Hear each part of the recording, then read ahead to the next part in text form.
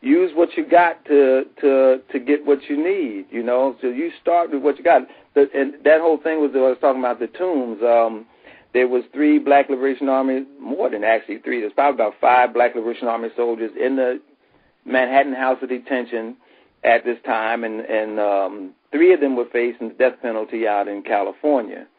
So this was when I actually got recruited into the Black Liberation Army for the specific mission of getting them out of the tombs before they got sent back to California to face the death penalty and stuff. And so we're working day and night to pull this thing off. The first attempt was we had information that from the political prisoners that there was a tunnel near the Manhattan House of Detention that led right up under the jail. And if we could get there, we could get up under, come from under the jail and bring them out. But of course, that if we went and found the tunnel that they was the manhole cover, but there was a wall blocking the entrance. And we got and it was wee hours in the morning, and some John Q. citizen saw, you know, several black folks in this area where we wasn't supposed to be, and we got arrested. We was in the island, Rikers Island, for a few days. They let us go. They could only charge us with tampering with the manhole cover. But the newspaper account said that they thought that we was trying to get into the building right outside of the manhole cover, which was a city government building that housed all the plans of every prison in New York. And when we read that in the newspaper, it was like, well, man, if we had known that, that would have been our objective. You know, that would have been help with us not only getting them out of that prison, but to have plans to all the prisons would have been great. But it didn't happen. So we're back to the drawing board. So the next thing is we're going to get them out of the visiting room. And the visiting room was it's like a metal wall with a glass window and a telephone, and that's how you visit them. You know, and we knew that we had to cut a hole in this metal wall to get them out.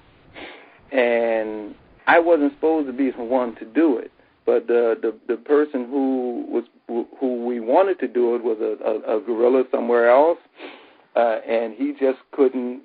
He had other responsibilities. He couldn't do it at the time, but we wanted to move ahead and do it. So I had to give myself a crash course and how to use an acetylene torch. So we got a acetylene torch, and we're at certain places. I'm doing certain things to figure out how to work it, and I think I got it down.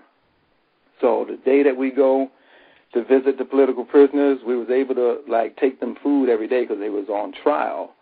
So after the trial, we go to the jail. We give them food. We pass a bag to the guards. The guards would go through the food and then give it to the political prisoners.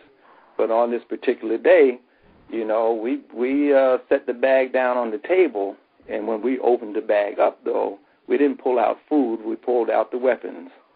And when we pulled out the weapons is when we took the guards and we locked them up in the bathroom. We proceeded to the floor that the visitors was on.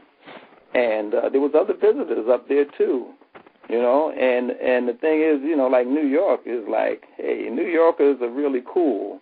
You know, they see us pulling stuff out the bag. Here I am with the acetylene torch, and if folks got guns, you know, but they're just going on with their visits. The political prisoners behind the wall had took care of the guards on their side.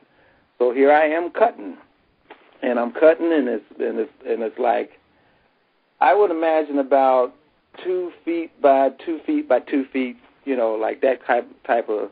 But I had 2 inches to go, and the oxygen tank ran out. And when the oxygen tank ran out, I couldn't cut anymore. But the metal was so hot in other places that it dripped, and sometimes it kind of reseals it, so we couldn't kick it.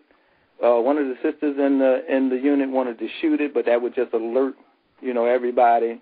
So we had to look at the political prisoners and, like, make a decision right there. It's like, we got to go, you know. And the decision to go was real hurtful because 2 of the sisters in the unit, it was also not only their comrades behind the walls, but it was their partners, you know. And so it was like telling them, like, listen, you know, you're not coming out, but we got to get out of here. You know, so it was the Black Power fist, power to the people, and we're out of there. And as easy as it was for us to plan and do this going in, we had it planned to get out in our van or, you know, what we used to get away, and we were out of there and out of the state. If we had been successful, we'd have had 5 Black Liberation Army soldiers, and I'm sure that some of them other prisoners who were on their visits would have came with us. But part of it was to let people know that it could be done, because if you could see the Manhattan House of Detention, if you could see the area that it's in, it is nothing but concrete steel structures. It's the city court, state court, federal court, the Manhattan jail, and nothing but police. And because of their arrogance of power, they would never assume that the guerrillas will come into their midst and do something like that. But it was part of what we saw also as armed propaganda. We have got to show that this system is vulnerable, that it is not invincible, and that the people can overcome, the people can be victorious.